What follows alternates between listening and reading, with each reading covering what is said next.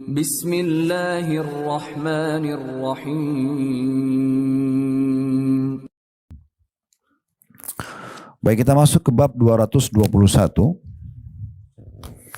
Bab ini menjelaskan tentang masalah keutamaan sahur dan mengakhirkannya selama tidak khawatir masuk waktu subuh. Kita sudah tahu sahur itu maksudnya waktu menjelang subuh. Karena kita dianjurkan makan pada saat itu untuk memperkuat tubuh kita pada saat puasa, maka dikenal dengan makan sahur. Sebenarnya sahur itu istilah waktu. Waktu menjelang subuh diistilahkan dengan sahur. Makanya Allah mengatakan wabil asharihum yastaghfirun. Salah satu ciri hamba-hamba Allah yang beriman itu mereka di waktu sahur memperbanyak istighfar. Maksudnya menjelang subuh. Jadi kalau Bapak Ibu habis sholat tahajud, belum azan subuh, perbanyak istighfar di waktu itu. Itulah istighfar di waktu sahur, ya gitu ya. Dari sini keutamaan sahur dan mengakhirkannya, maksudnya adalah makannya. Ya. Selama tidak khawatir masuk waktu subuh. Jadi kalau ibu dan bapak bertanya, Ustadz mana lebih baik? Saya makan sahur jam 1 atau saya makan sahur jam 4? Misalnya subuhnya 4:30. Kami akan jawab tentu jam 4. Jadi ya, itu yang lebih afdal. Ya, karena memang makin terlambat kita makan sahur, makin sesuai dengan sunnah Nabi, dan akhirnya makin membuat perut kita bisa tahan rasa lapar sampai azan maghrib. Nah gitu. Kalau kita dari jam 1, kemungkinan besar juga jam 4 ada orang mungkin karena jam 1 makannya tidak banyak, maka dia bisa lapar lagi atau lebih cepat laparnya gitu ya. Atau memang dia kesulitan. Kalau orang makan sebelum tidur, misalnya dia tidur jam 1, lalu jam 1:15 dia tidur, mungkin jam 1 dia makan. Nah ini agak sulit. Atau mungkin Anda masih mau tidur misalnya jam 10, bangun jam 1, terus sahur di waktu jam 1. Terus Anda masih aktivitas sampai menjelang subuh. Atau Anda mau istirahat sebentar. Makan ini kan mengganggu kalau orang habis makan tidur ya. Nanti bisa makanannya naik ke lambung, bisa asam lambung dan segala macam. Banyak efek-efeknya gitu ya.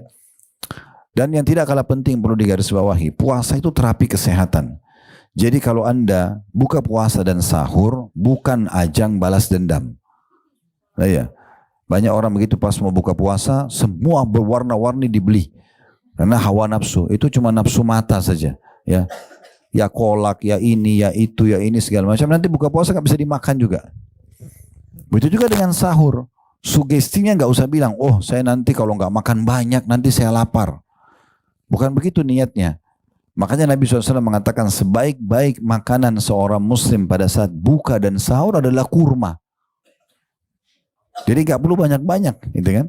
Kalau Anda sudah makan malam main course yang berat, di sahurnya makan ringan saja. Bukan tidak boleh, tetapi jangan sampai membuat nanti justru kita selama puasa itu yang tadinya sebenarnya untuk kesehatan usus kita, membersihkan makanan-makanan yang numpuk selama 1 tahun mungkin 11 bulan, itu malah akhirnya sibuk mengelola makanan yang kita makan banyak sekali bobotnya waktu sahur.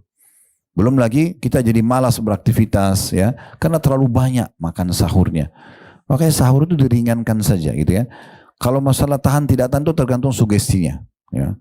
Niat maksudnya di sini ya, seperti itulah. Namun tetap saja kita dianjurkan sahur walaupun hanya makan sebutir kurma, minum segelas air ya. Beranjak daripada hadis pertama di bab ini, bab 221 maksud saya, bab keutamaan sahur dan mengakhirkannya selama tidak khawatir masuk waktu subuh. Hadis pertama, hadis nomor 1237 dari awal kita belajar berbunyi dari Anas radhiyallahu anhu, beliau berkata, Rasulullah SAW bersabda, tasahharu fa inna fis sahuri barakah. Makan sahurlah kalian karena sungguhnya pada makan sahur itu ada keberkahan. Hadis diriwayatkan oleh Bukhari dan juga Muslim. Makna daripada hadis ini, kita langsung masuk ke faedahnya, adanya anjuran untuk makan sahur. Namun sekali lagi bukan makan untuk balas dendam.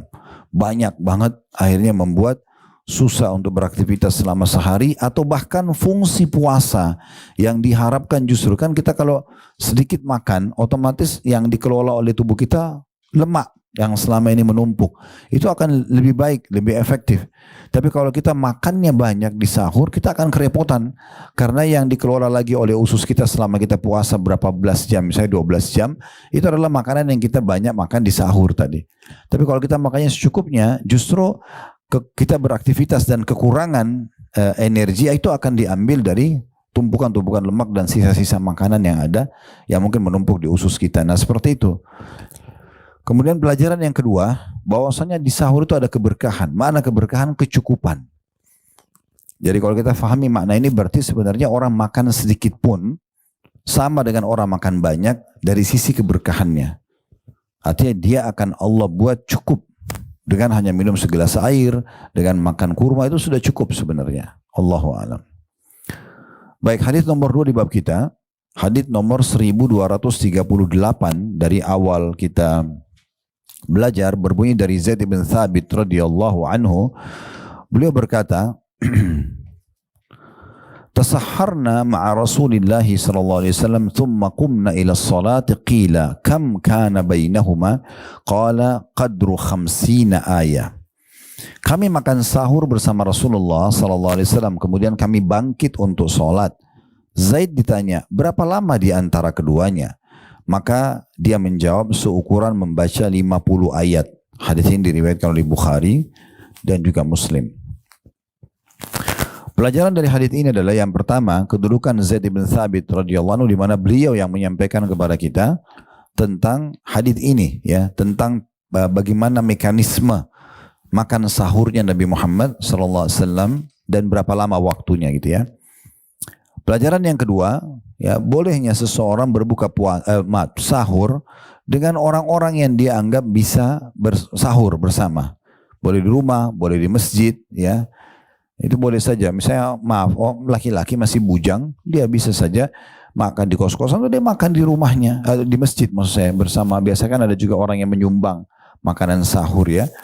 Dan ini juga yang banyak luput dari orang. Biasanya orang sibuk mengejar membuka puasakan orang. Dia lupa memberikan sahur orang.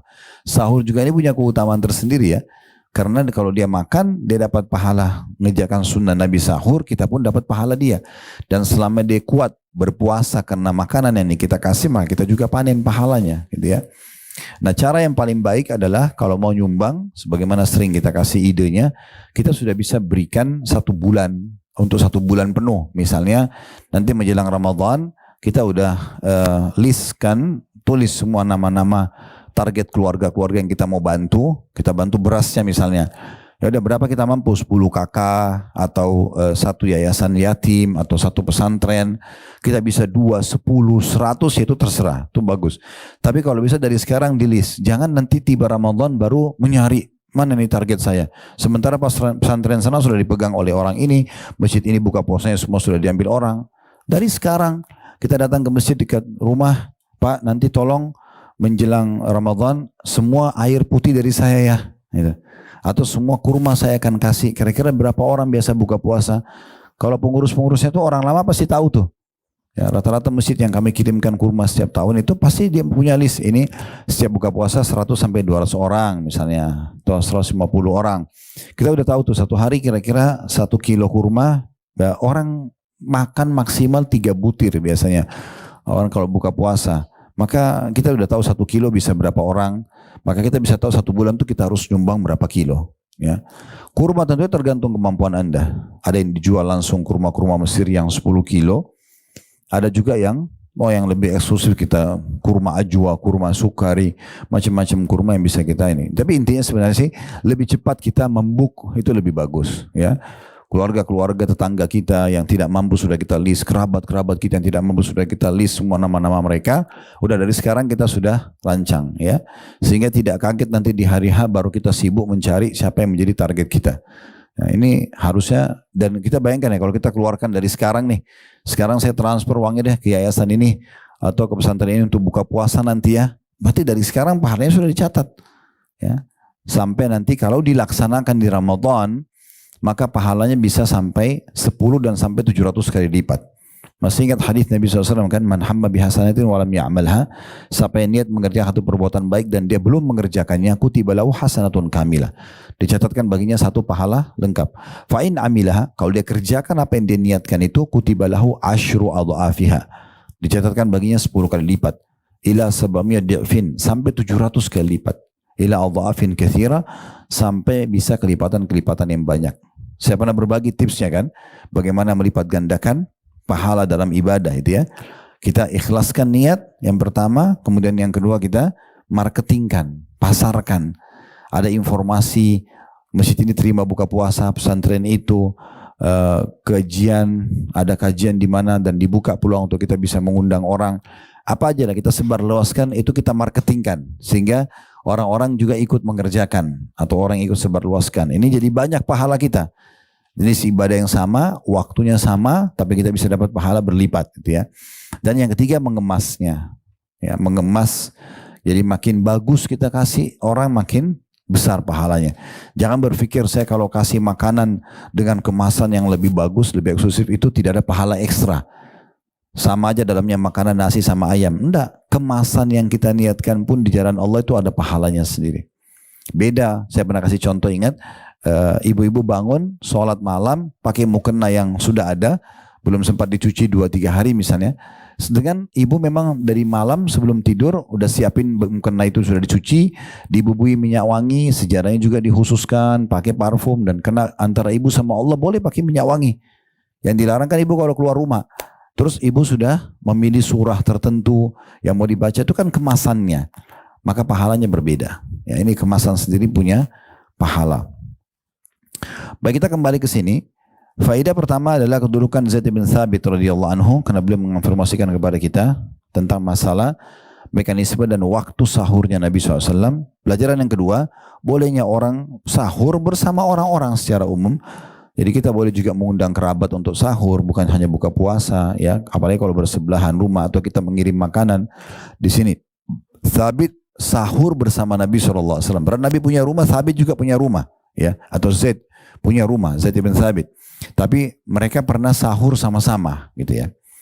Pelajaran yang ketiga, adanya informasi dari Thabit tentang durasi makan sahurnya. Itu ukuran 50 ayat sebelum azan. 50 ayat sebelum azan, ya. Mungkin kalau kita sekarang setengah jam, ya, sebelum azan itu, ya. 50 ayat itu tidak cepat bacanya, tidak lambat, kurang lebih setengah jam.